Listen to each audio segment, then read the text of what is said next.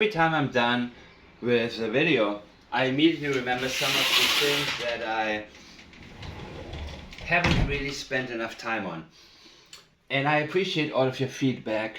If I spend too much time on something, let me know. If I don't spend enough on something else, let me know as well.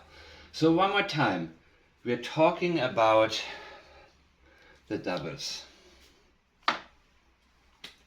I went,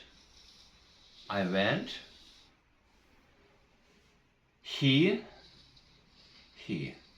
and of course we have you know, and obviously. So when you say obviously, I went to sleep. Well, if you just say, and I went to sleep. The question could be, a follow-up question could be, well, were you asleep the whole time? Did you ever get up for the bathroom? Is there anything that you may have heard? You know, the obviously basically says you're not allowed to ask me a question or you're stupid. So you know also presumes you must know. None of this is by accident. Some people say, well, you know, this is how people talk. Yes, people talk also in ways of exaggeration. So when people, I was going to say, for example, you see, here's the thing.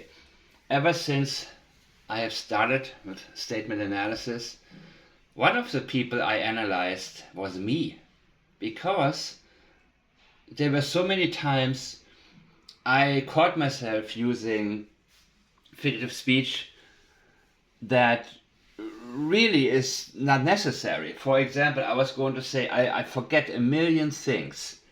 Well, people lie all the time about numbers. We live in a so-called gray area society where it's not really white lies, but everything is sort of like a gray area.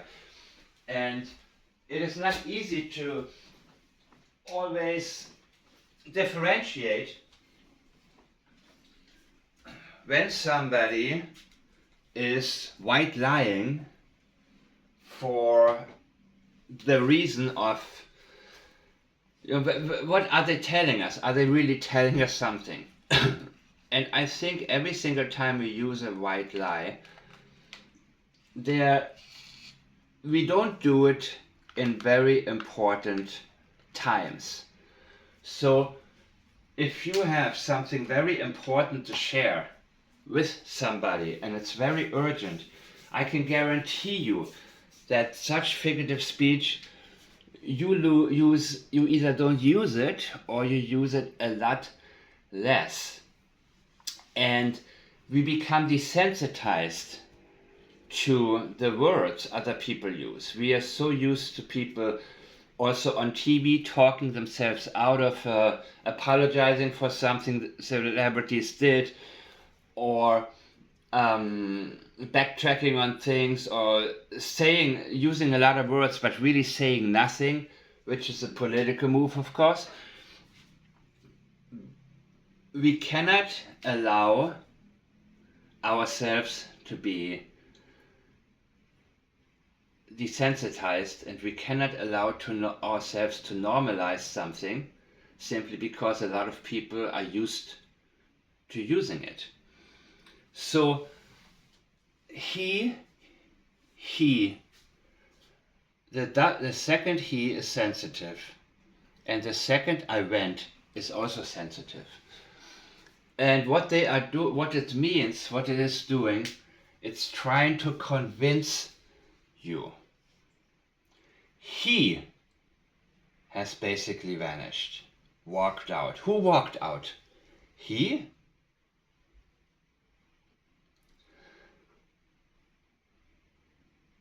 Was it she? Was it they? I went to sleep. Obviously, this is also overkill. This is saying you are an idiot if you question that. There is no other option. Don't follow up with any type of question. And gone, that's very, very final. When you have a child and you don't see your child for a few seconds and think you have lost your child or may have lost it, man, even women who had their child missing for 30 years, they're not final. Gone. It means don't even bother looking for him. And I don't know where he went. Can you help me find him? There is none of that. Everything in their statements is very final. It's very, that's it, you know. Door was locked. Well, walked out of the house. Who locked the door? Passive language. You know? When passive language, when police, for example, investigate and somebody says, oh, he got shot. That can be, of course, an indicator that avoiding to name suspects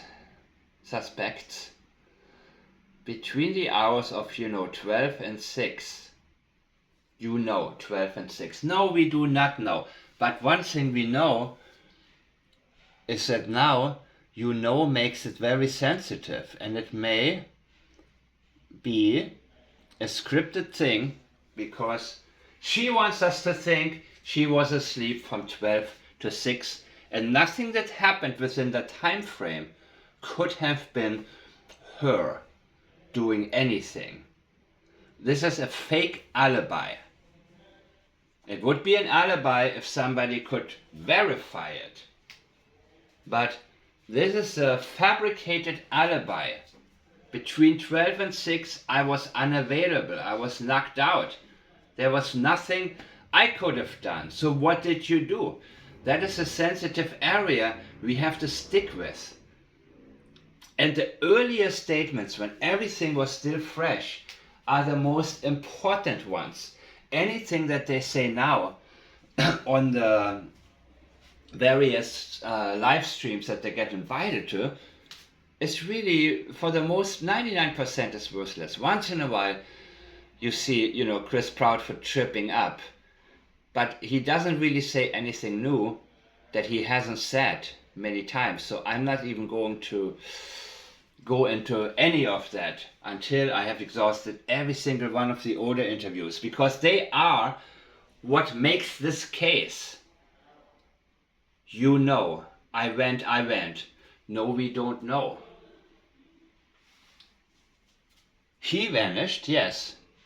But who walked out of that house? Who locked the door and gone? He was gone. He just said, gone. It's almost like a relief. Gone. He's not there anymore. And I give you another example. For example, let's say there was a murder somewhere at 9 p.m.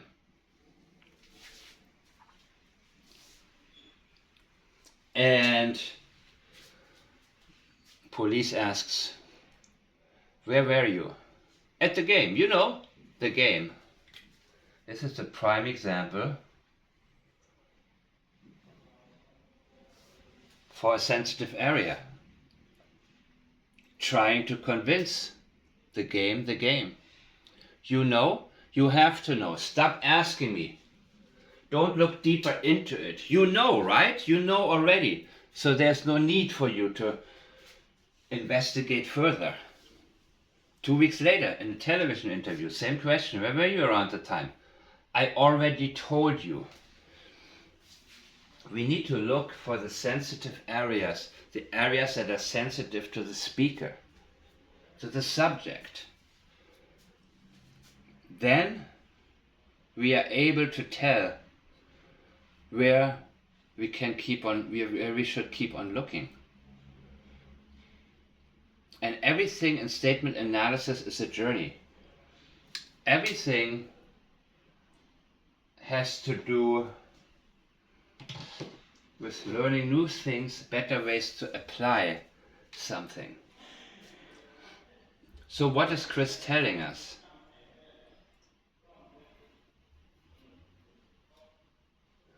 He's telling us that she needs an alibi. She also tells us she needs an alibi. She's trying to fabricate an alibi for the time between 12 and 6. And when you look at my other video about the camera footage and how sensitive it was to her, how important it was to her, what could have been caught on camera, when she didn't use his name, Sebastian's name, she didn't plead for help, and she only said, if you have a camera, and if you can, something that may help find him. The camera, the camera, the camera. I have no idea, and I see all of these different. I don't watch these videos anymore. I watch the footages of lights outside the house in the very beginning, and I don't need to know everything. As a matter of fact, anything that is not definitive is best to keep away from for me, because I cannot say, well, okay, since I saw this and maybe it wasn't that and blah blah blah blah, maybe since then I have to maybe my your statements really means this or that. But no, statement analysis is very disconnected, which I love, by the way. I love the fact that I can disconnect. I see people arguing about a case. It doesn't make a difference to me. It's always opinion versus opinion. For me, this is just very almost soothing to realize, okay, I have no idea what happened exactly in that time frame, but something did. Something involving Katie Proudfoot. Something took place. Something that could have been caught on camera. Was it caught? We don't know. Maybe law enforcement has something. Maybe they don't. Maybe there's nothing. Maybe it was too dark. I have no idea.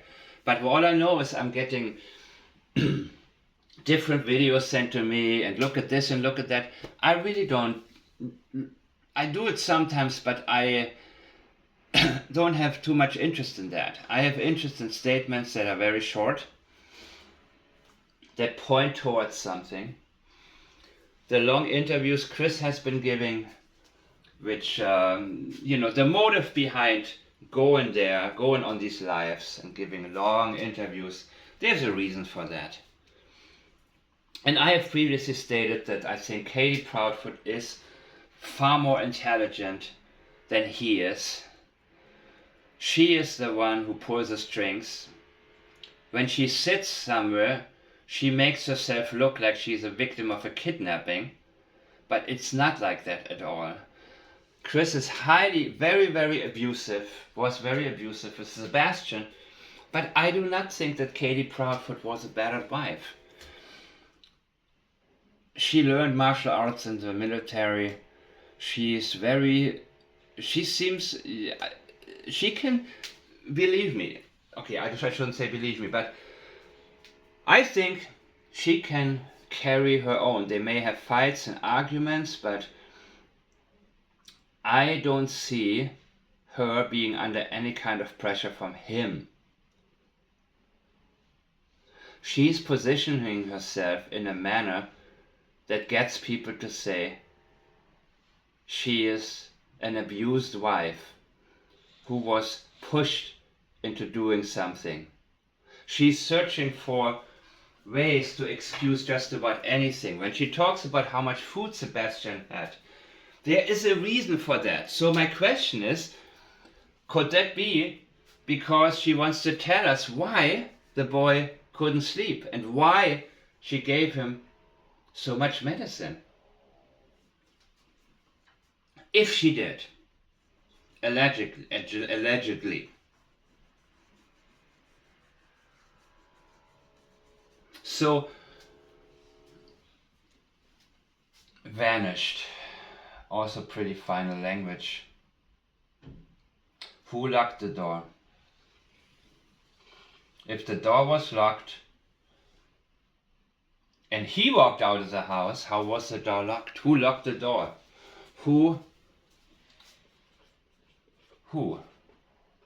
locked the door?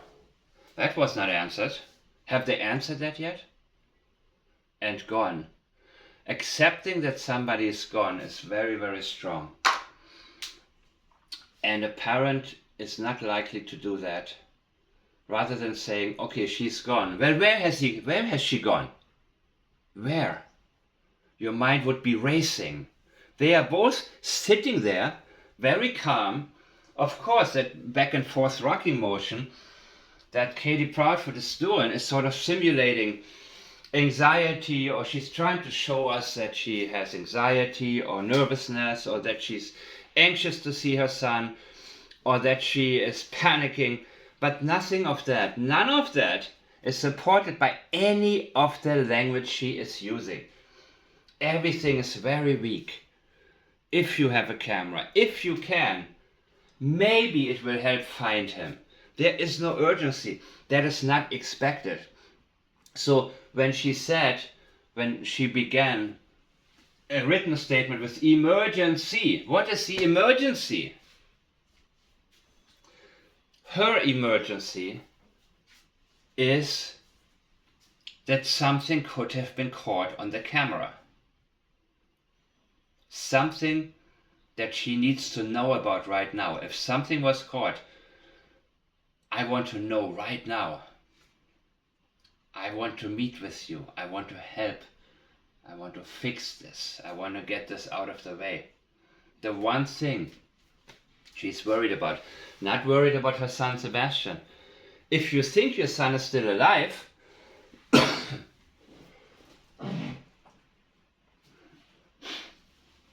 gone would not be right.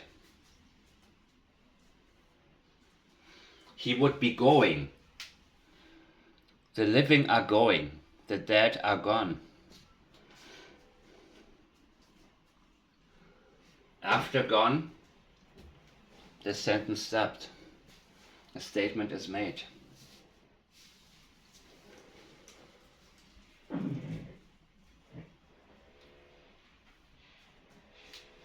So, I am going to continue with the series of Katie and Chris Proudfoot. Katie Proudfoot was the last known person to have seen Sebastian Rogers alive. She has answers. She has lied multiple times. She is the key to everything. I encourage all of you, even if Chris says some outrageous things and describes how he beat Sebastian with a belt, people get excited over that and they say, oh my God, did you hear this? Did you hear this? I'm like, what? Okay, never mind. I'm not going to listen to this. I don't want to listen to it because I cannot allow myself to have any types of emotions towards these people. I need to assume they're telling me the truth, but also allow them to talk me out of it, which they are doing time and time and time again. Very few of their statements don't have any red flags. I mean, this has more red flags than a Chinese military parade. All of their statements. But whom do they want us to pay attention to? Katie wants us to pay attention to Chris Proudfoot and his abuse, but the abuse has been proven. What has not been proven is what happened to Sebastian's body, in my opinion.